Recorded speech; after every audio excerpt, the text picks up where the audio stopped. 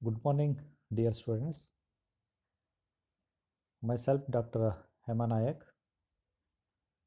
Sociology Assistant Professor.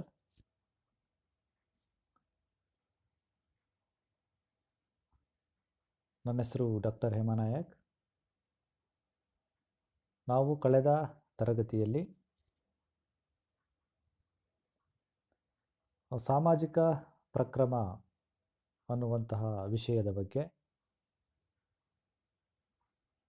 Session 18ರಲ್ಲಿ ಕೆಲವು ವಿಚಾರಗಳನ್ನು ಪ್ರಸ್ತಾಪ ಮಾಡಿದ್ದು ತಿಳ್ಕೊಂಡಿದ್ದು. ಈಗ ಈ ಪ್ರಕ್ರಮ ಕಾನ್ಸೆಪ್ಟ್ನ ಮುಂದುವರೆದ ಭಾಗವಾಗಿ 19ನೇ ಸೆಷನ್ ಬರ್ತಾ ಇದೆ. ಈ ಅವಧಿಯಲ್ಲಿ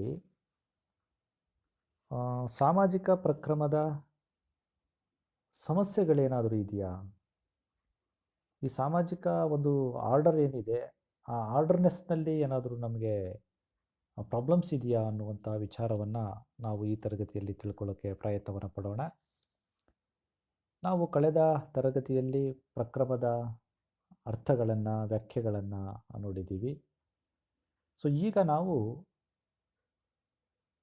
ಸಾಮಾಜಿಕ ಪ್ರಕ್ರಮ ಮತ್ತು ಅದರ ಸಮಸ್ಯೆಗಳೇನು ಅನ್ನೋದನ್ನು ನೋಡೋಣ. ಈಗಾಗಲೇ ನಾವು ಕಳೆದ ತರಗತಿಯಲ್ಲಿ ಒಂದು ಭೌತಿಕ ಜಗತ್ತು ಅಂತ ಏನಿರ್ತದೆ ಅಲ್ಲಿ ಒಂದು ಕ್ರಮ ಇರ್ತದೆ, ಹಾಗೆಯೇ ಸಾಮಾಜಿಕ ಜಗತ್ತಿನಲ್ಲೂ ಒಂದು ಕ್ರಮ ಇರ್ತದೆ. ಹೇಗೆ ಪರಿಸರದಲ್ಲಿ ಹಗಲು ರಾತ್ರಿ ಅನ್ನೋದು ಬರುತ್ತೆ, ಅದೇ ರೀತಿ ಸಾಮಾಜಿಕ ಜಗತ್ತಿನಲ್ಲೂ ಕೂಡ ತನ್ನದೇ ಆದಂತಹ ಮಾನವನ ನಡವಳಿಕೆಗಳಲ್ಲಿ ಒಂದು ಕ್ರಮ ಇರುತ್ತೆ ಅನ್ನುವಂತಹ ವಿಚಾರವನ್ನು ಕಳೆದ ತರಗತಿಯಲ್ಲಿ ನಾವು ಅರ್ಥ ಮಾಡ್ಕೊಂಡಿದ್ದೀವಿ. ಈ ತರಗತಿಯಲ್ಲಿ ನಾವು ಪ್ರಮುಖವಾಗಿ ಮುಖ್ಯವಾಗಿ ಫೋಕಸ್ ಮಾಡುವಂತಹ, ಕೇಂದ್ರೀಕರಿಸುವಂತಹ ವಿಷಯ ಅಂತಂದರೆ ಸಾಮಾಜಿಕ ಪ್ರಕ್ರಮದ ಸಮಸ್ಯೆಗಳು. ಮಾನವ ಸಮಾಜ ಸ್ಥಿರತೆ ಮತ್ತು ಗತಿಶೀಲತೆ ಈ ಎರಡೂ ಲಕ್ಷಣಗಳನ್ನು ಹೊಂದಿದೆ. ಮಾನವನ ಸಮಾಜ ಏನಿದೆ ಸ್ಥಿರತೆ ಮತ್ತು ಗತಿಶೀಲತೆ. ಸೊ ಈ ಎರಡೂ ಪ್ರಕಾರದ ಲಕ್ಷಣಗಳನ್ನು ಮಾನವ ಸಮಾಜ ಹೊಂದಿದೆ. ಇಂತಹ ಸಮಾಜದಲ್ಲಿ ಸಹಮತವಿರುವಂತೆ, ಈ ಸಮಾಜದಲ್ಲಿ ಸಹಮತ ಇರುವಂತೆ ಸಂಘರ್ಷವೂ ಇರುತ್ತದೆ. ಇದು ಮುಖ್ಯವಾದದ್ದು. ಯಾಕಂದರೆ ಸಾಮಾಜಿಕ ವ್ಯವಸ್ಥೆ ಅಂದಾಗ ಒಂದೇ ರೀತಿಯ ಬದುಕು, ಒಂದೇ ರೀತಿಯ ಜನ, ಒಂದೇ ರೀತಿಯ ವಿಚಾರ, ಆಚಾರ, ಸಂಪ್ರದಾಯಗಳು, ಆಯಿತಾ, ಕರ್ತವ್ಯಗಳು, ಜವಾಬ್ದಾರಿಗಳು ಇರೋದಿಲ್ಲ, ಅಭಿರುಚಿಗಳು ಇರೋದಿಲ್ಲ. ಹಾಗಾಗಿ ಪರಸ್ಪರ ಅನ್ಯೋನ್ಯತೆ, ಸಹಮತವನ್ನು ನಾವು ನೋಡ್ತೀವಿ.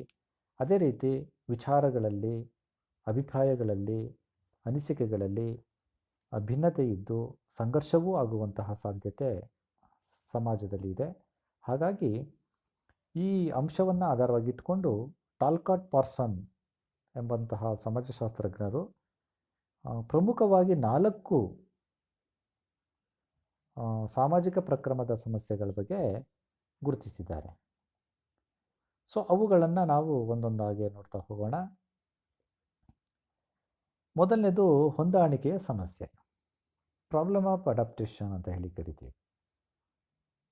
ಈ ಸಮಾಜ ಅಂದಾಗ ಅಲ್ಲಿ ಹಲವು ವ್ಯಕ್ತಿಗಳು ಒಂದೆಡೆ ಸಾಮುದಾಯಿಕ ಬದುಕನ್ನು ಮಾಡುವಂಥ ಸಂದರ್ಭದಲ್ಲಿ ಹೊಂದಾಣಿಕೆಯ ಸಮಸ್ಯೆ ಉಂಟಾಗ್ತದೆ ಅನ್ನೋದು ಟಾಲ್ಕಾಟ್ ಪಾರ್ಸನ್ಸ್ರವರು ಉದಾಹರಣೆ ಸಮೇತ ಹೇಳಿದ್ದಾರೆ. ಹೌದು, ಸಮಾಜದಲ್ಲಿ ಪ್ರಕ್ರಮವನ್ನು ಕಾಯ್ದುಕೊಳ್ಳೋದು ಸುಲಭದ ಮಾತಲ್ಲ. ಯಾವುದೇ ಸಮಾಜವಾಗಲಿ ಬಾಹ್ಯ ನೈಸರ್ಗಿಕ ಪರಿಸರಕ್ಕೆ ಹೊಂದಿಕೊಳ್ಳಲು ಸಮಸ್ಯೆಯನ್ನು ಎದುರಿಸಬೇಕಾಗುತ್ತೆ.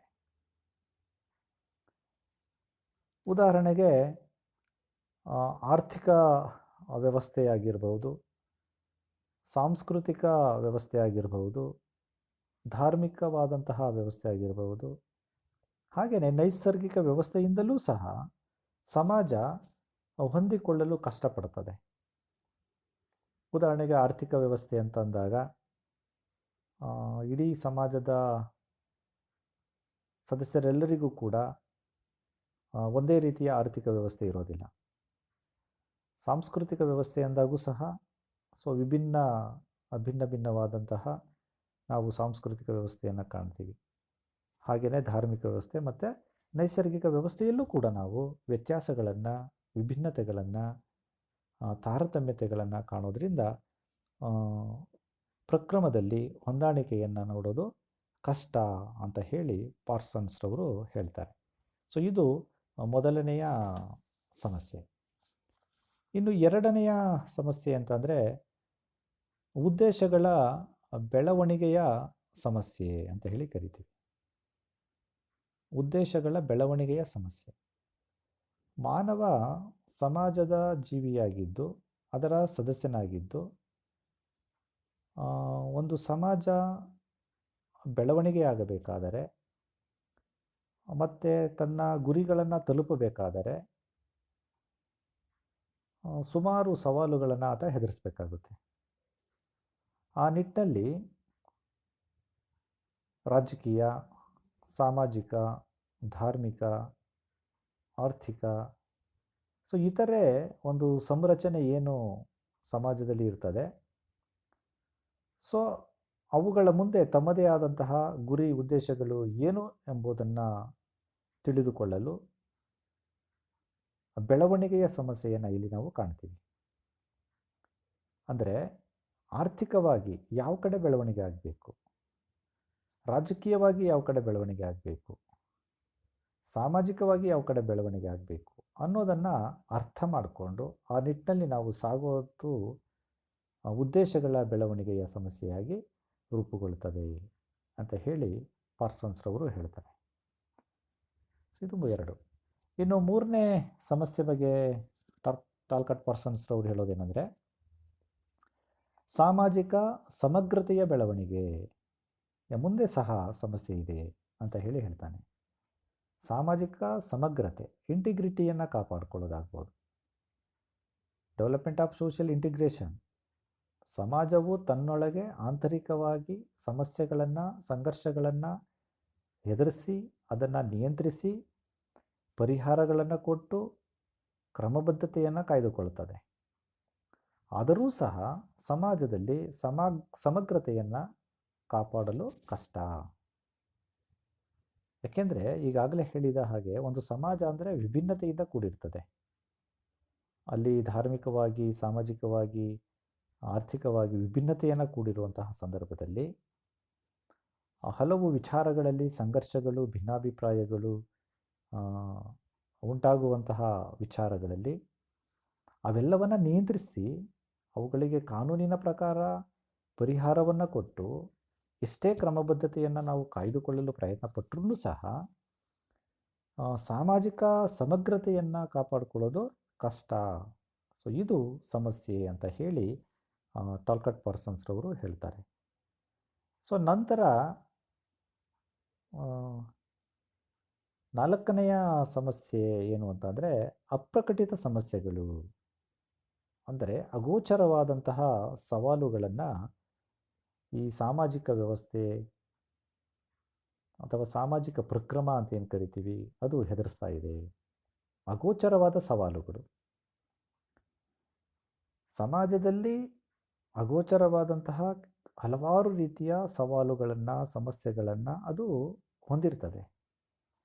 ಆ ಎಲ್ಲ ಅಗೋಚರವಾದಂತಹ ಸಮಸ್ಯೆಗಳನ್ನು ಎದುರಿಸಲು ಪ್ರಯತ್ನವನ್ನು ಪಡ್ತಾ ಇರ್ತಿದೆ.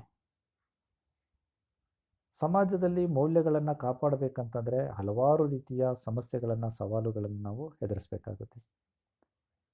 ಮೌಲ್ಯಗಳನ್ನು ಮತ್ತು ಸಾಮಾಜಿಕವಾದಂತಹ ಒಂದು ಪ್ರಮಾಣಕಗಳನ್ನು ನಾವು ಕಾಪಾಡ್ಕೋಬೇಕು, ಅದನ್ನು ಸಮಾಜದಲ್ಲಿ ಜಾರಿಗೊಳಿಸಬೇಕು ಅಂತ ಏನಾದರೂ ನಾವು ಪ್ರಯತ್ನ ಪಟ್ಟರೆ ಅದು ಸವಾಲಾಗಿ ನಮ್ಮ ಮುಂದೆ ಬರ್ತಾ ಇರ್ತದೆ. ಆ ನಿಟ್ಟಲ್ಲಿ ಉದಾಹರಣೆಗೆ ಕುಟುಂಬ, ಧರ್ಮ, ಶಿಕ್ಷಣ ಇವು ಈ ಅಪ್ರಕಟಿತವಾದಂತಹ, ಅಗೋಚರವಾದಂತಹ ಸಮಸ್ಯೆ ಮತ್ತು ಸವಾಲುಗಳನ್ನು ನಿರ್ವಹಣೆ ಮಾಡುವಂತಹ ಕೆಲಸದಲ್ಲಿ ನಿರತ ಆಗಿದ್ದಾವೆ ಅಂತ ಹೇಳ್ಬೋದು.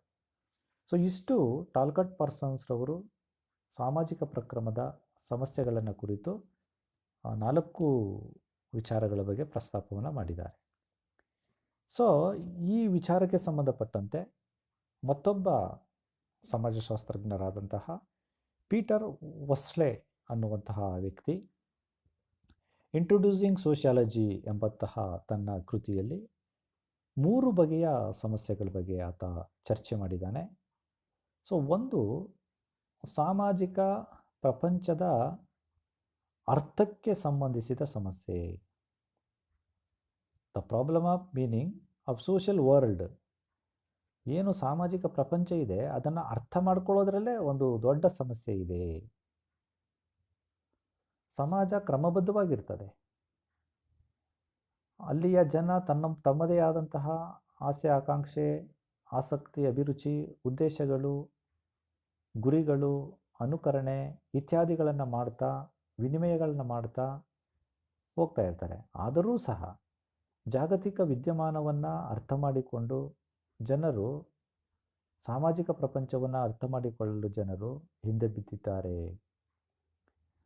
ಅಂತ ಹೇಳ್ತಾರೆ. ಯಾಕೆಂದರೆ ಅದಕ್ಕೆ ಉದಾಹರಣೆ ಕೊಡ್ತಾರೆ. ಇವತ್ತು ಸಮಾಜ ಬೃಹತ್ ಗಾತ್ರದಲ್ಲಿ ಬೆಳೆದಿದ್ದು ಸಾಮಾಜಿಕ ಪ್ರಪಂಚವನ್ನು ಅರ್ಥ ಮಾಡಿಕೊಳ್ಳಲು ಕಷ್ಟ. ಕಾರಣ ಇಂದಿನ ಸುದ್ದಿ ಜಾಲಗಳು, ಒಂದು ಸುದ್ದಿಯನ್ನು ವಿವಿಧ ಜಾಲಗಳು ವಿವಿಧ ರೀತಿಯಲ್ಲಿ ಪ್ರಸಾರ ಮಾಡಿದಾಗ ಜನರು ಗೊಂದಲಕ್ಕೆ ಈಡಾಗೋದು ಸಹಜ. ಸೊ ಈ ಕಾರಣಕ್ಕೆ ಇವತ್ತು ಸಾಮಾಜಿಕ ಪ್ರಪಂಚವನ್ನು ಅರ್ಥ ಮಾಡಿಕೊಳ್ಳೋದು ದೊಡ್ಡ ಚಾಲೆಂಜ್ ಆಗಿದೆ ಅಂತ ಪೀಟರ್ ವಸ್ಲೆರ್ ಅವರು ಹೇಳ್ತಾರೆ. ಇನ್ನು ಎರಡನೇ ವಿಚಾರವಾಗಿ ಅವರು ಏನು ಹೇಳ್ತಾರೆ ಅಂತಂದರೆ, ಎರಡನೇ ಸಮಸ್ಯೆಯನ್ನು ಸಾಮಾಜಿಕ ನಿಯಂತ್ರಣದ ಸಮಸ್ಯೆ. ಸಮಾಜದ ಒಂದು ಭಾಗವಾಗಿ ಸಂಘಟನೆಯಲ್ಲಿ ಸಂಸ್ಥೆಗಳಲ್ಲಿ ಇರುವಂತಹ ಮಾನವನನ್ನು ನಿಯಂತ್ರಣ ಮಾಡೋದು ಒಂದು ಸಮಸ್ಯೆ. ಹೇಗೆ ಅಂದರೆ ಸಮಾಜದ ವಿವಿಧ ವ್ಯಕ್ತಿಗಳು ಐಕ್ಯತೆಯಿಂದ ಇರ್ತಾರೆ. ಒಬ್ಬ ವ್ಯಕ್ತಿ ಮತ್ತೊಬ್ಬ ವ್ಯಕ್ತಿಯನ್ನು ಗೌರವಿಸ್ತಾನೆ. ಸೊ ಅದು ಆತನ ಸಾಮಾಜಿಕ ವರ್ತನೆಗೆ ಒಂದು ಉದಾಹರಣೆಯೂ ಆಗುತ್ತದೆ. ಆದರೆ ಸಮಾಜದ ನಿರೀಕ್ಷೆಯಂತೆ ಕೆಲವು ಸಂದರ್ಭಗಳಲ್ಲಿ ಆತ ನಡ್ಕೊಳ್ಳೋಕ್ಕೆ ಆಗೋದಿಲ್ಲ. ಸೊ ಅಂತಹ ಟೈಮಲ್ಲಿ ಸಮಾಜದ ನಿಯಂತ್ರಣ ಮಾಡೋದು ಒಂದು ಸಮಸ್ಯೆಯಾಗಿ ರೂಪುಗೊಳ್ಳುತ್ತದೆ ಅಂತ ಪೀಟರ್ ವಸ್ಲೆರ್ ಅವರು ಹೇಳ್ತಾರೆ. ಸೊ ಇನ್ನು ಮುಂದುವರೆದು ಮೂರನೇ ಪ್ರಮುಖವಾದಂತಹ ಸಮಸ್ಯೆಯನ್ನು ಈತ ಗುರುತಿಸಿದ್ದಾನೆ. ಅದೇನಂತಂದರೆ ಸಾಮಾಜಿಕ ಜೀವನದ ಐಕ್ಯತೆಯ ಸಮಸ್ಯೆ, the problem of unity of life. ಅಂದರೆ ಐಕ್ಯತೆಯಿಂದ ಬಾಳೋದು ಒಂದು ದೊಡ್ಡ ಸಮಸ್ಯೆ ಆಗಿಬಿಟ್ಟಿದೆ ಇವತ್ತು ಸಮಾಜದಲ್ಲಿ. ಯಾಕೆ ಅಂತಂದರೆ ಸಮೂಹಗಳು ಅಂದಾಗ ಬೇರೆ ಬೇರೆ ಸಮೂಹಗಳು, ವಿಭಾಗಗಳು ಅಂದಾಗ ಬೇರೆ ಬೇರೆ ವಿಭಾಗಗಳು, ಆ ವಿಭಾಗಗಳಲ್ಲೇ ಉಪ ವಿಭಾಗಗಳು ಈ ಹೊಂದಿರೋದ್ರಿಂದ ಅವುಗಳ ನಡುವೆ ಹಲವು ಕಾರಣಗಳಿಗೆ ಸಂಘರ್ಷಗಳು ಸಹ ಉಂಟಾಗ್ತಾ ಇರ್ತದೆ. ವಿರೋಧಾತ್ಮಕವಾದಂತಹ ಚಟುವಟಿಕೆಗಳು, ವಿರೋಧಾತ್ಮಕವಾದಂತಹ ಭಾವನೆಗಳು, ಅಭಿಪ್ರಾಯಗಳು ಸಮಾಜದ ಏಕತೆ ಮತ್ತು ಸಮಗ್ರತೆಯನ್ನು ಕದಡುತ್ತದೆ. ಸಾಮಾಜಿಕ ಜೀವನದ ಐಕ್ಯತೆಯನ್ನು ಕಾಪಾಡುವಲ್ಲಿ ಇವು ತೊಡಕನ್ನು ಉಂಟು ಮಾಡುತ್ತವೆ ಅನ್ನುವಂತಹ ವಿಚಾರದ ಮೇಲೆ ಪೀಟರ್ ವಸ್ಲೆರ್ ಅವರು ಒಮ್ಮತವಾದಂತಹ ಅಭಿಪ್ರಾಯಕ್ಕೆ ಬರಲಿಕ್ಕೆ ಸಾಧ್ಯ ಇಲ್ಲ. ಸೊ ಇಲ್ಲಿ ಈ ಮೂರೂ ವಿಚಾರಗಳಲ್ಲಿ ಸಾಮಾಜಿಕ ಪ್ರಪಂಚ, ಸಾಮಾಜಿಕ ನಿಯಂತ್ರಣ ಮತ್ತು ಸಾಮಾಜಿಕ ಜೀವನದ ಐಕ್ಯತೆ, ಈ ಮೂರೂ ವಿಚಾರಗಳಲ್ಲಿ ಸಮಸ್ಯೆ ಇದೆ ಅಂತ ಆತ ಹೇಳ್ತಾನೆ. ಸೊ ಇಲ್ಲಿಗೆ ಸಾಮಾಜಿಕ ಪ್ರಕ್ರಮ ಅನ್ನುವಂತಹ ವಿಚಾರವನ್ನು ಈ ತರಗತಿಗೆ ಎಂಡ್ ಮಾಡೋಣ. ಸೊ ಮುಂದಿನ ತರಗತಿಯಲ್ಲಿ ಯಾವ ವಿಚಾರ ಬರುತ್ತೆ ಅನ್ನೋದನ್ನು ನಾವು ನಾಳೆಯ ತರಗತಿಯಲ್ಲಿ ನೋಡೋಣ. ಸೊ ನಮಸ್ಕಾರ.